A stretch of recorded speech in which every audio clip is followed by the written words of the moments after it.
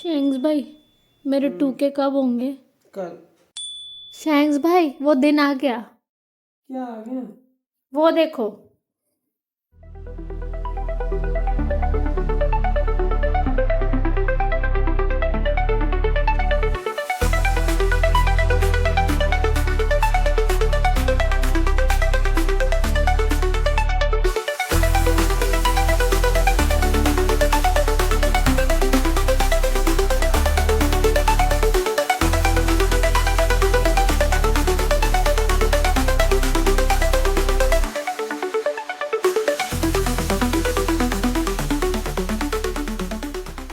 Aesthetic look तो आप सब लोगों ने देख ही लिया है पीसी का।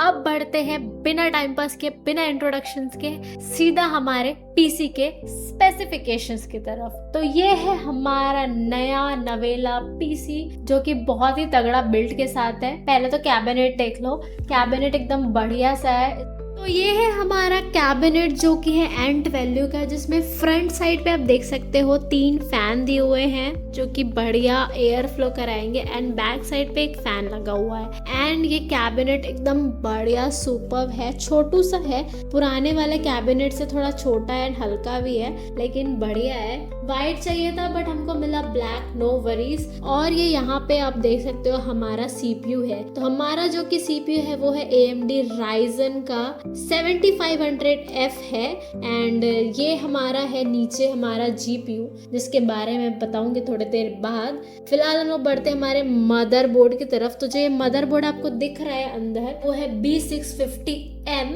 गेमिंग मदरबोर्ड, जिसमें हमको वाईफाई भी मिल जाता है एंड देख सकते हो ये ब्लूटूथ वाईफाई का एंटीना भी दिया हुआ है हमको। और इसमें जो देखो बढ़िया सा अंदर गेमिंग भी लिखा हुआ है। मजे की बात ये है कि इस मदरबोर्ड में मिल जाते हैं हमको 4 SATA स्लॉट्स मिल जाते हैं एंड 2 NVMe स्लॉट्स मिल जाते हैं, जो कि काफ़ी बढ़िया है। आप आराम से कितना भी एक्सटेंड करके यूज़ कर सकते हो। स्टोरेज बहुत ही बढ़िया है। और इस मदरबोर्ड में आपको मिल जाता है PCIe 4.0 रेडी मिल जाता है, DDR5 का सपोर्ट मिल जाता है, AM5 सॉकेट भी मिल जाता है, एंड आप देख सकते हो कि आपको ओवरक्लॉकिंग सपोर्ट भी मिल जाता है। बाकी सारी इसकी डिटेल्स आप देख सकते हो इसके बैक साइड पे, जो आप स्क्रीन पे देख सकते हो। आपको पूरी डिटेल्स दिख जाएंगी। आप इसको पॉज करके पढ़ सकते हो या फिर स्क्रीनशॉट लेके बाद में भी पढ़ सकते हो इसकी डिटेल्स। एंड हमको पावर सप्लाई वगैरह लगा था, वो है हमारा कूलर मास्टर का 650 वॉट का पावर सप्लाई है, एंड जो कि ब्रॉन्ज वाला है। नाउ अब बढ़ते हैं सबसे इम्पोर्टेंट चीज की तरफ, जो कि है GPU। तो कौन सा GPU हम लोगों ने लिया है आप बिलीव नहीं करोगे। फ्रॉम 1660 सुपर से हमने अपग्रेड कर लिया है RTX। कौन सा RTX? सो प्रेजेंटिंग यू हमारा RTX 5060 वाला GPU। या शॉक हो गए ना, अनबिलीवेबल है बट बिलीव कर लो, ये हमने लिया है RTX 5060 वाला GPU जो कि है Zotac गेमिंग का। एंड आप देख सकते हो कि इसमें आपको मिल जाता है 8GB का GDDR7 मिल जाता है हमको। साथ ही साथ इसमें हमको DLSS 4 मिल जाता है, ray tracing, reflex, twin as का है ये, 3+2 ईयर वारंटी मिल जाती है। तो 5060 सुन के आप लोग को पता चल ही गया होगा कि कैसा परफॉर्मेंस मिलने वाला है और कितना तगड़ा बिल्ड हुआ है हमारा। अब आप लोग एक्साइटेड हो गए कि जानने के लिए कितने प्राइस गया है, कितने का बिल्ड हुआ है और मैंने कौन सा रैम लगाया है। तो रैम मैंने लगाया है, देख ही सकते हो कौन सा रैम है, DDR5 वाला रैम है। वो है 16GB का। एक रैम स्टिक लगाया है क्योंकि रैम के प्राइसेस बहुत स्पाइक कर रहे हैं, तो पॉसिबल था एक ही लगाना, एंड वो भी सफिशिएंट है। क्यों? क्योंकि आप देख ही सकते हो कि कितना स्पीड हम लोग को मिल रहा है। कितना स्पीड मिल रहा है? वो है 6000 MT/s हमको स्पीड देखने को मिलेगी, जो कि काफी ज्यादा है। एंड इसमें हमको 7000 सीरीज जो CPU ये सपोर्ट करता है, तो एकदम परफेक्ट है। हम लोगों ने कोई भी ऐसी चीज नहीं लगाई है जो बाद में हमको फिर बॉटल नेक वाला इशू देखने मिले। बहुत बॉटल नेक सुन लिया, देख लिया, परेशान हो गए। अब नो, चलो अब हम देख लेते हैं हमारा कैबिनेट को अच्छे से, पूरा अच्छा व्यू देख लेते हैं पूरे पीसी का भी। तो ये इसका फ्रंट व्यू है, ये कैसा दिख रहा है बहुत ही प्रिटी लग रहा है। 3 फैन सामने 1 पीछे। तो ये कैबिनेट को आप आराम से देख सकते हो कि किस टाइप से दिख रहा है। बैक साइड से भी मैं आपको दिखा देती हूँ। और ये हमारा पुराना वाला मॉनिटर भी अब चालू हो चुका है और बढ़िया से मैं चैट भी पढ़ सकती हूँ। एंड ये हमारा मस्त नया मॉनिटर एंड ये हमारा RTX 4060 वाला लैपटॉप है एंड सब कुछ है। आगे बढ़ते हैं हम लोग। ये है बैक व्यू इसका, जो कि आप देख सकते हो कितना प्रिटी लग रहा है। ये 3 फैंस जो RGB है, इसमें RGB भी चेंज कर सकते हैं। यहाँ पे ये RGB बटन है जिससे हम लोग उसको चेंज कर सकते हैं। एंड इसमें आप देख सकते हो कि हमको कैप्स भी मिले हुए पोर्ट को प्रोटेक्ट करने के लिए धूल वगैरह से। एंड मैंने सब कुछ इसमें कनेक्ट कर दिया अपने मॉनिटर्स को, दोनों मॉनिटर्स को कनेक्ट कर दिया हुआ है DP केबल HDMI से। एंड हमने सारी चीजें यहाँ पे लगा ली है, वेबकैम, रिंग लाइट, माइक, सब कुछ यहाँ से लगा दिया, ईथरनेट केबल वगैरह। और ये पावर सप्लाई है। और साथ ही आप लोग देख सकते हो कि मैंने वायर मैनेजमेंट करने की कोशिश की है।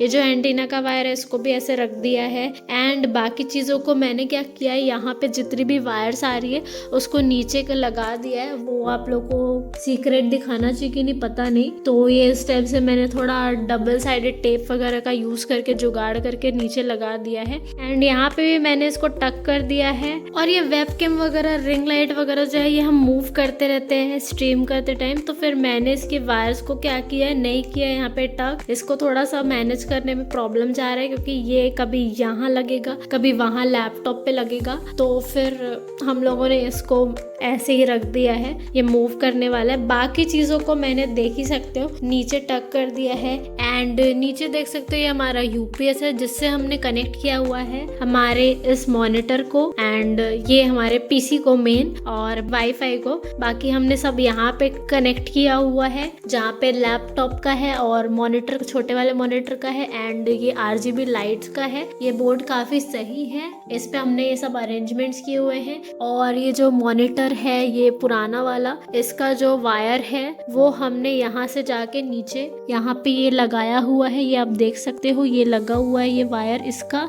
और साथ ही जो हमारा लैपटॉप वगैरह का है उसका भी मैंने जो वायर है उसको थोड़ा सा यहाँ पे अरेंज करके लगा दिया है इस टाइप से, जो कि देख सकते हो। अब ज्यादा अरेंजमेंट तो इसमें नहीं हो सकता क्योंकि बहुत ही कचरा हो चुका है, कुछ नहीं बोल सकते। अब जितना जैसा हुआ था वैसा अरेंजमेंट कर दिया है। और ये इसको इग्नोर करना, ये माइक का वायर है तो माइक जो है वो आगे पीछे करने के लिए थोड़ा वायर एक्स्ट्रा छोड़ना पड़ता है इधर ऐसे मूव करने के लिए, तो इसलिए मैंने यहाँ पे थोड़ा वायर छोड़ा हुआ है। नेक्स्ट बढ़ते हैं अब हम SSD की तरफ। तो SSD हम लोगों ने लगाया है क्रूशियल का P310 वाला SSD जिसमें आपको मिल जाता है NVMe। ये NVMe है तो बहुत ही फास्ट होने वाला है। एंड ये है 500 GB का और इसकी स्पीड है 6600 MB/s, तो एकदम ढासू स्पीड है। नाउ बढ़ते हैं अब हम CPU की तरफ। तो CPU हमने लगाया है, बता ही चुकी हूँ मैं, Ryzen 5 का 7000 सीरीज का लगाया है। Ryzen 5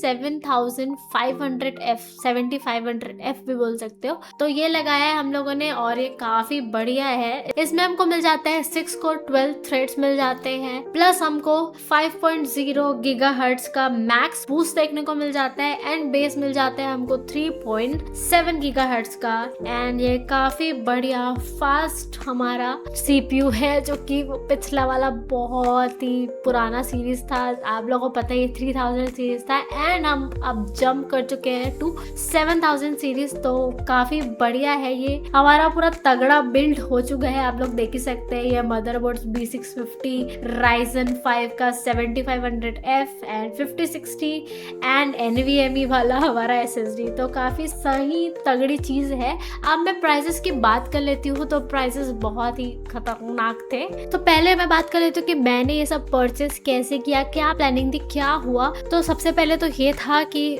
आप लोगों को पता ही कि मेरा CPU कितना लैग बिहाइंड कर रहा था। इंटीग्रेटेड ग्राफिक कार्ड था तो चलो वरी नहीं, फिर भी बॉटल नेक कर रहा था इंटीग्रेटेड होने की वजह से, और GPU पे ज्यादा लोड नहीं पड़ रहा था, तो चीजें अच्छे से वर्क नहीं कर रही थी, सारा लोड CPU पे जा रहा था। एंड CPU उतना हैंडल नहीं कर सकता था मल्टी स्ट्रीमिंग वगैरह को। प्रॉपर छोटे छोटे गेम्स ही खेल पा रही थी मैं, उसमें भी बहुत प्रॉब्लम्स हो रही थी। स्ट्रीमिंग की तो खास प्रॉब्लम हो रही थी, गेम्स तो चल रहे थे बट स्ट्रीमिंग थोड़ा कभी कभी अटक रहा था। एंड आप लोग को पता ही कि RE8 भी कितना प्रॉब्लम कर रहा था, तो CPU रैम दोनों की थोड़ी सी प्रॉब्लम हो रही थी। GPU पे ज्यादा लोड नहीं जाता, तो GPU भी फुल पोटेंशियल पे यूज नहीं हो रहा था। एंड काफी टाइम से CPU अपग्रेड तो करना ही था, साथ ही पावर सप्लाई वगैरह भी सब थोड़े कंपोनेंट्स पुराने हो गए थे, तो we need a new upgrade. And मैं चाह रही थी कि सब मेन चीजें अपग्रेड हो एंड रिप्लेस कर दूं, बट फिर मैंने देखा कि प्राइसेस जो है वो ऐसे है कि यार कि क्या करें। मतलब सारे मेजर चीजें तो मैं अपग्रेड करने वाली थी, CPU सोच रही थी, रैम सोच रही थी, पावर सप्लाई भी सोच रही थी, एंड कैबिनेट भी काफी पुराना हो गया था और उसका एयर फ्लो वगैरह, उसके फैन वगैरह भी थोड़े खराब हो चुके थे। तो ये 4 चीजें तो मुझे चेंज करनी थी। बच गया था हमारा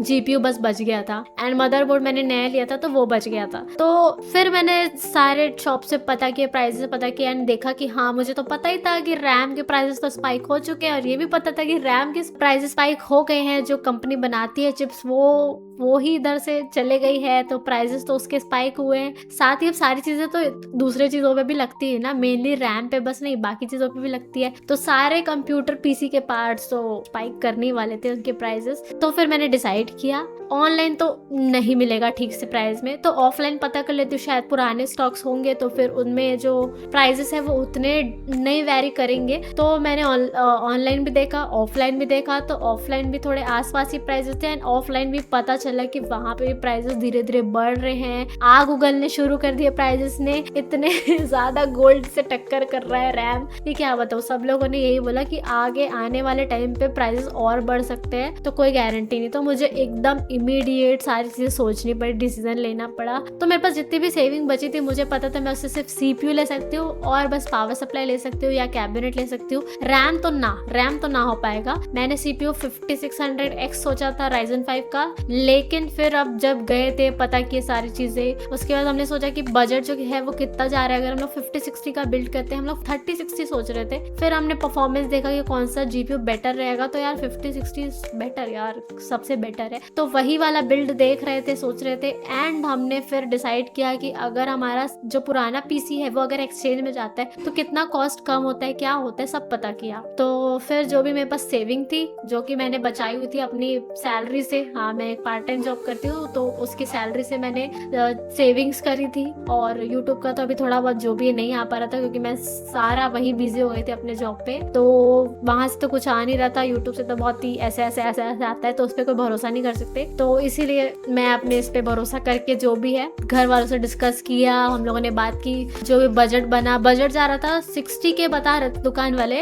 लेकिन बाद में थोड़ी बहुत कंपोनेंट चीजें चेंज की, दो बजट देखे जैसा भी है। तो फाइनल लास्ट हमने डिसाइड किया कि हम लोग पुराना PC एक्सचेंज करेंगे एंड नई चीजें लेंगे फाइनेंस करवा के। तो फाइनेंस करवाऊंगे तो मैं थोड़ा, मेरे लिए बर्डन कम हो जाएगा, तो मैंने अपनी खुद की सैलरी से ये बिल्ड किया है, नॉट एट ऑल पूरा, बट थोड़ा बहुत अपने घर वालों से अभी मैंने उधार लिया है, उनको मैं अगले महीनों में चुका दूंगी, उनको भी और दुकान वाले को भी। और जो भी पैसे मुझे अगर मिलते जाएंगे तो मैं अपने पेरेंट्स को, जो मैंने एक्स्ट्रा मनी लिया है, क्योंकि मैं चाहती हूँ ये जो भी मैंने बिल्ड किया है ये मेरा पूरा सैलरी से ही हो, मेरे पेरेंट्स का कोई भी पैसा नहीं लगना चाहिए। तो फिलहाल तो ये बिल्ड मैंने अपने सैलरी से ही किया है, और जो भी पैसा मैं उनसे ली हूँ वो मैं पटाते जाऊंगी उनको टाइम बाय टाइम, और फाइनेंस दुकान वाले को भी पटाते जाऊंगी। एंड बाकी अगर आप थोड़ा बहुत सपोर्ट करना चाहते हो तो वो आप कर सकते हो through super thanks, super chats and all, जो भी है। आपको अगर लगता है कि मैंने कुछ मेहनत से कुछ बनाया है, कुछ किया है, ये जो एम्पायर खड़ा किया है, उस पर आप सपोर्ट करना चाहते हो तो कर सकते हो। बाकी इसकी प्राइस जो है वो टोटल जा चुका था 90K के अबव जा चुका था, एंड फाइनेंस वगैरह की थोड़ी बहुत प्रोसेसिंग फीस 2-3 हज़ार एक्स्ट्रा लगी।